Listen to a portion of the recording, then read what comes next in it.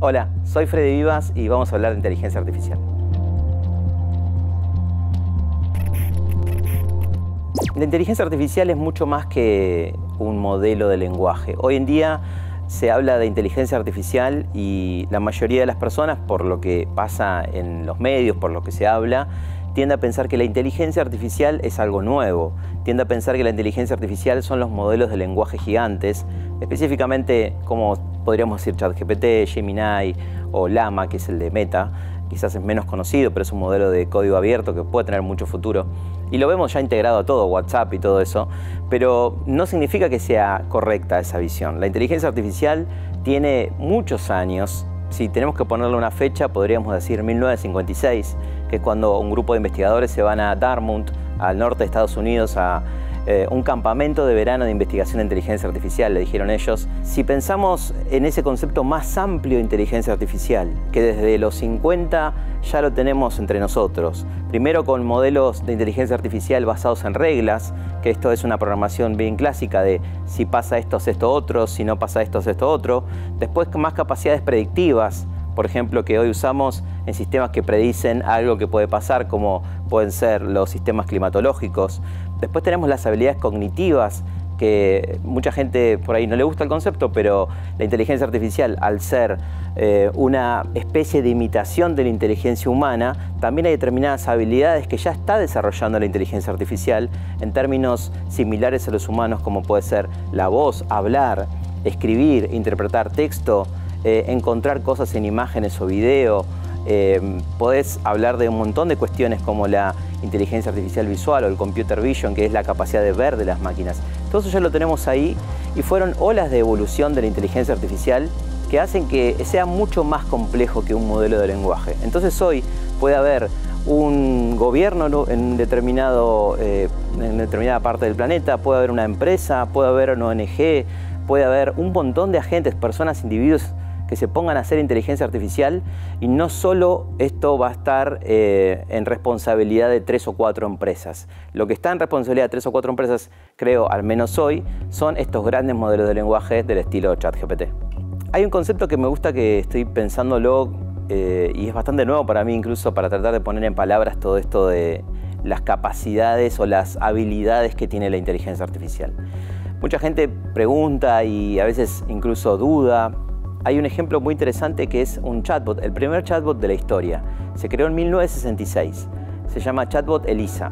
Y en ese momento se creó lo que se llamaba el síndrome de Elisa, que es que muchas personas sentían que estaban hablando con un humano, que atrás de la máquina había un humano que respondía a lo que el chatbot decía. Era un chatbot experimental que pretendía ser una especie de psicólogo. Vos le decías algo, te parafraseaban la respuesta y te decía algo que tenía bastante sentido, y para los años 60, por supuesto que era muy poderoso.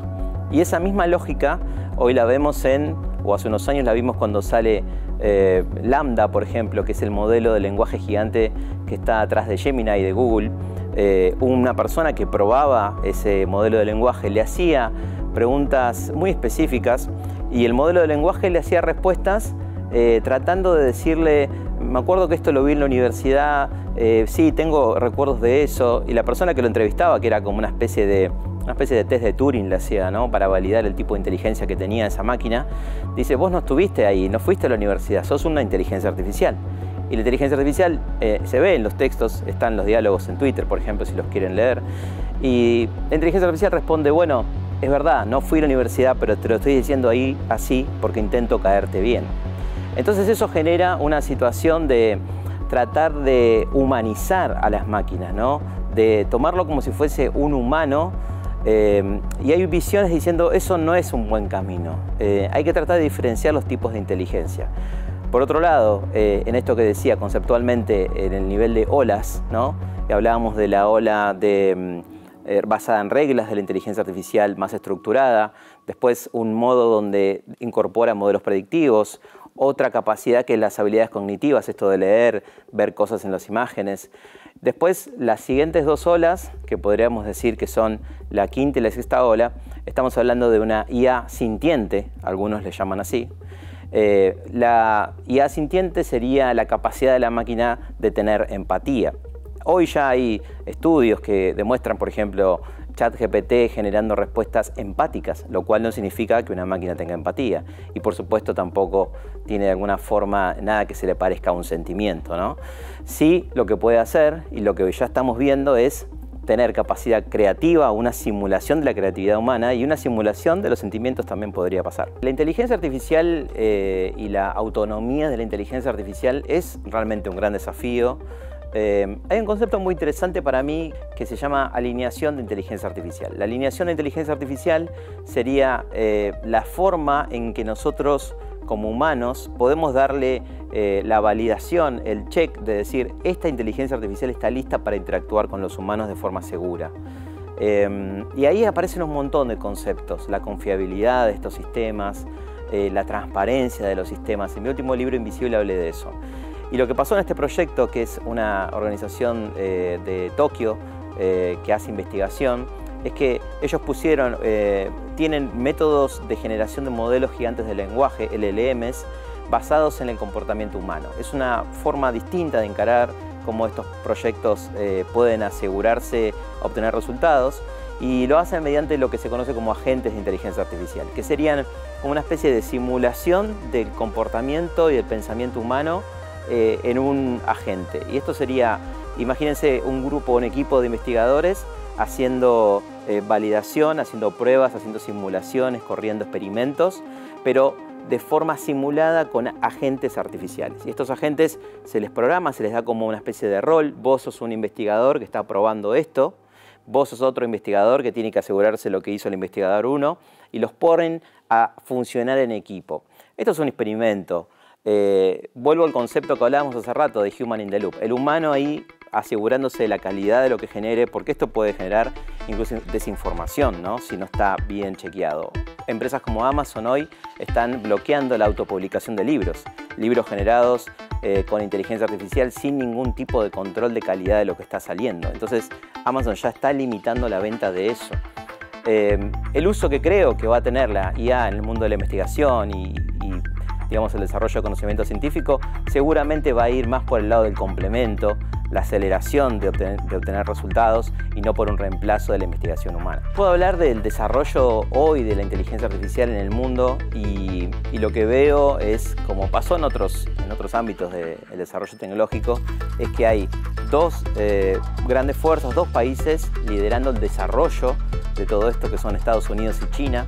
Si nos ponemos a observar los desarrollos y las inversiones de estos dos países, vemos casi como espejos, generando un modelo de lenguaje que hace una cosa en Estados Unidos, el mismo que hace en China. Sale Sora de OpenAI en Estados Unidos y sale Baidu en China haciendo prácticamente lo mismo y compitiendo por la precisión, la velocidad, la calidad de los resultados. Están como en ese plan, que por supuesto no es nuevo. China tiene universidades de Big Data y análisis de datos hace 20 años. Me acuerdo, 10, 12 años había un estudio, había 8 universidades solo haciendo investigación en Big Data, 8 universidades enteramente dedicadas a eso en China. Y por lo tanto esos resultados se empiezan a ver. Así que tenemos Estados Unidos y China liderando los desarrollos, el resto del mundo prácticamente mirando o usando cosas que se hacen en esos países. Hay algunos proyectos interesantes en Francia, por ejemplo.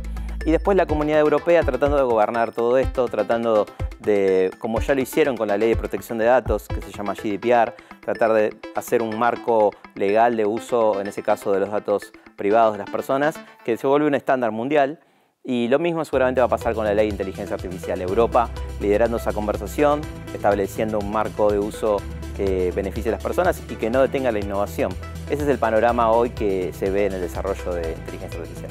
Sin duda, al no tener todavía una ley que gobierne la inteligencia artificial a nivel global, hay diferentes intentos. Por ejemplo, la UNESCO creó un marco ético y de responsabilidad de uso de inteligencia artificial hace ya varios años, unos 3-4 años, donde trabajó con 150 países durante casi 2 años, tratando de entender estas cuestiones. ¿Cómo construimos una inteligencia artificial que nos beneficie a todos como humanos? ¿Cómo hacemos que no se nos vuelva en contra, por decirlo de alguna forma?